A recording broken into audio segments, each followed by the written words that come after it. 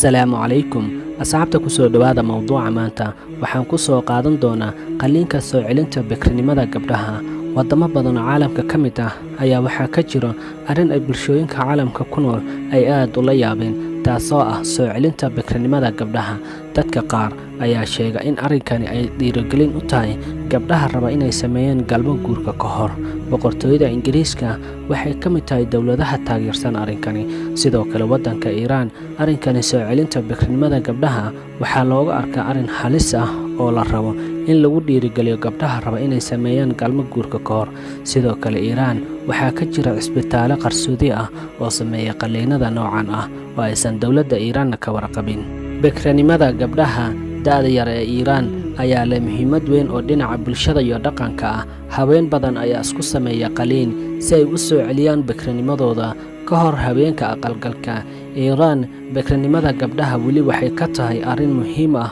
inkastoo ay jirto isbeddel ku yimid bulshada Iiraan laakiin qoysas badan ayaa doonaya in ay gabadha caruusada ay ahaato bikra guurka ka hor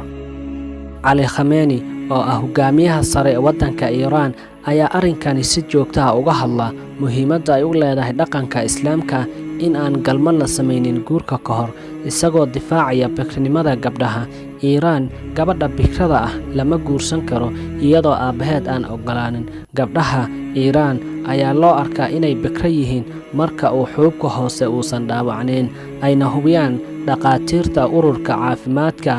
ILMO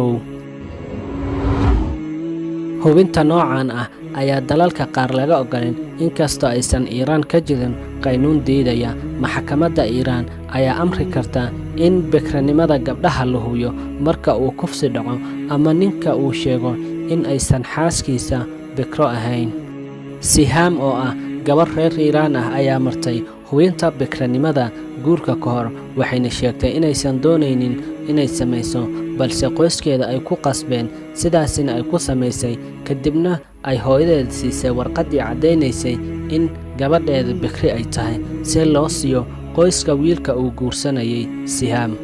laakiin qaar ka mid ah gabdhaha Iiraan ayaa galmo sameeya guurka ka hor marka ay go'aansadaan inay guursadaan ama uu soo doonto nin aysan garanaynin waxay sameeyaan qalliinka soo celinta bikrinimada qalliinkan ayaa ah mid khatar badan sidoo kalena qaadanaya saacad in gabadha lagu soo celiyo bikrinimadeedii hore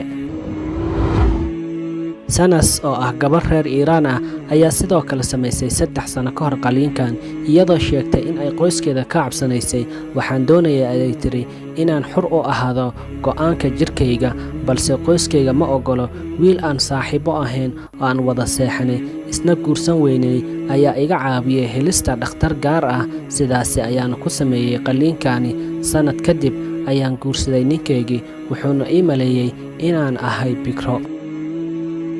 Sumeya oo ah gabar reer Iiraan ayaa sidoo kale samaysay qalliinkani iyadoo sheegtay farqiga rag iyo dumarka u dhaxeeyaan ay tahay in ay ragga sameeyaan galmo intay doonaan kadibna ay isku dayaan in ay helaan gabar bikri ah waxaan doonayaa ayay tiri inaan galmo sameeyo guurka ka hor qalliinkan ayaana inoo ogolaanaya inaan soo ceshino bikrinimadeena marka aan galmo sameyno haddii ay bikrinimada muhiim tahay maalin aan sii fogeyn waxaan arkay gabar Soomaali oo barteeda TikTok soo dhigtay muuqaal iyadoo uga hadlaysa in ay gabdhaha u hayso daawo lagu soo celin karo bikrinimada gabdhaha muuqaalkan daawo wax yar asxaab bikradii waa taasaa iyadoo biyaheedii iyo bikradii waa taasaa hala soo yaacay gabdhaha haysta dhisaan qaarka hoose gabdhaha rabo inay meesha hoose biyo ay ka dhigaan ha yimaadaan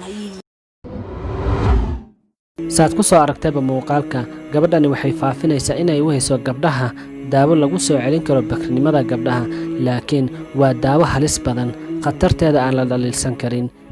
sanadkan 2020 ayaa dawladda Ingiriiska laga dalbaday inay mamnuucdo qalliinkan ay dhaqaatiirtu habeenka ugu soo celiyaan bikrada sababo la xiriira caafimaad xumada ay ka dhalan karto wasiirka caafimaadka ee UK Matt ayaa sheegay inuu baaritaan ku sameyn doono sidii loo soo afjari lahaa hawshan dhibaatada leh laakiin waaxda caafimaadka ayaa ka gaabsatay inay sharaxaad ka bixiso qaabka loo mamnuuci karo qalliinkaas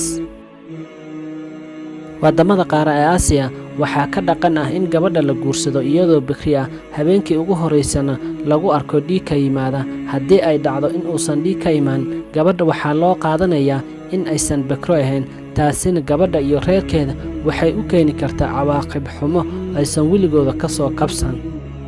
si ay ugu fogaadaan sharaf dilkaasi ayaa gabdho badan oo ku nool Yurub waxay sameeyaan in ay maraan qalliin dib loogu samaynayo bikrida. dhaqaatiir ka tirsan isbitaal ku yaala Holland ayaa waxay baaritaan ku sameeyeen 90 haween oo doonayay in lagu sameeyo qalliinka bikrida dib loogu soo celinayo. qalliinkan ayaa ah in xuubka bikrida dib loo abuuro si marka gabadha loo tago uu xuubkaasi u dilaaco, sidaasina uu dhiig uga yimaado. dhaqaatiirta ayaa haweenka kala bar waxay ka dhaadhiciyaan inay iska dhaafaan qalliinka ayna ku kalsoonaadaan nafsadooda, laakiin dumarkaasi dhammaantooda way diidaan taladii dhaqaatiirta. muuqaalkayna maanta intaa ayuu ku egyahay. waa walaalkiin Cadnaan oo iska hargabaysan. muuqaalka xiga ayaa noo balnaa. fadlan haddii aad channelkeena ku cusub tahay, subscribe dheh, like-na saar, beelkana furo si aysan ku dhaafin muuqaal walba aan soo dhigo. muuqaalka xiga ayaa noo balnaa. wassalaamu calaykum.